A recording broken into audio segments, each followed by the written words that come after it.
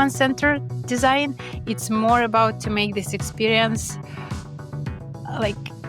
to make user want to do this action, because it can be easy to do, but user is still not doing it.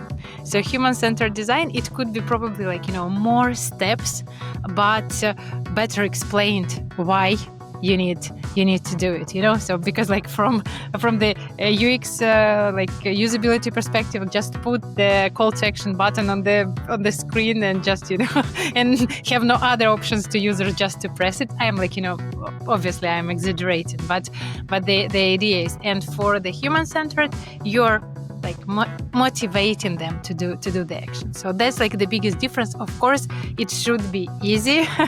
It should be clear. Users should not be confused because that would demotivate them. But I mean that the user's motivation is the main question.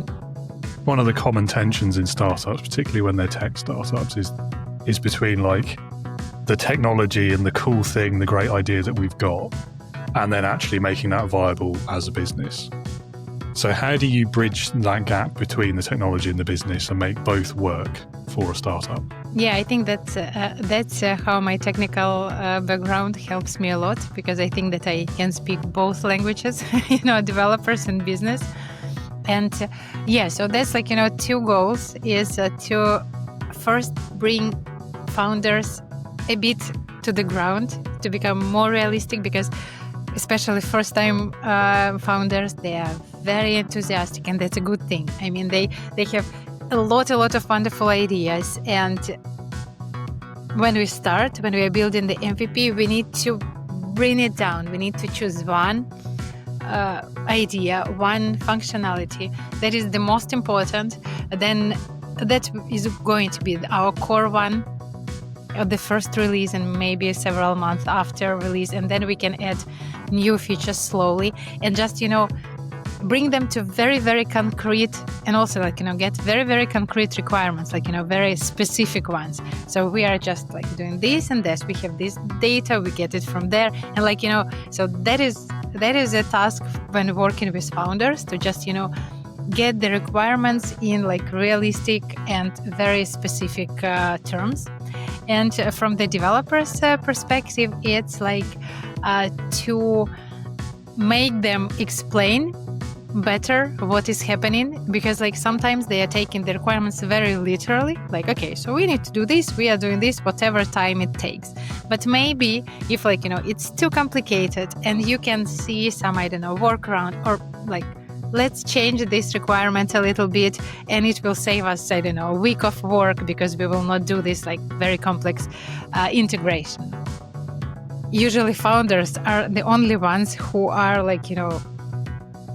unwillingly sometimes, but they are promoting their personal brands. But if there are more people in the organization who do some who post some information, who highlight their part of the work in this company, the better. So I mean that, and when I'm saying that founders should promote their personal brands, it's not necessarily promote that I am so cool and all the rest is not important. No, of course, but founder is the face of the organization, and people anyway, they are more interested in people than in companies, so they are more interested to see the faces, to hear the real stories, some personal details, what was the motivation behind all the why founder founded this company, why they're care about what they are doing, and other things. So that's an important thing. Obviously not a narcissistic self promotion or something. It's not we are the best friends or family, but we're having this atmosphere of trust, of support. So there is no judgment, no point fingers pointing or blaming. So obviously we are if somebody did some mistake, we look at it, we are just understanding how it could happen, how we can avoid it in the future. But if there is some problem, we are fixing it all together. So I never had this issue. So I mean, if somebody is toxic, whatever they perform, and if they are impacting other people, so they just they go, so they don't stay in the company. So I have like, more problems with like who are like, if people are nice but they're not performing. So then that is much harder for me.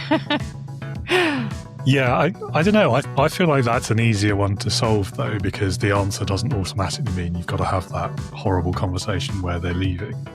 You could maybe like, is there something else they could be better at without having to leave? Could we move them, a sideways move rather than outward?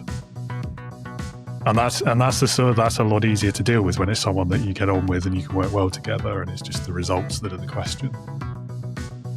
Yeah, it's a difficult one. I think being a business founder, it's a lot easier to have all of these conversations, isn't it? Because ultimately you can make that decision yourself, which in a lot of workplaces, a lot of people don't have that luxury. So we are lucky.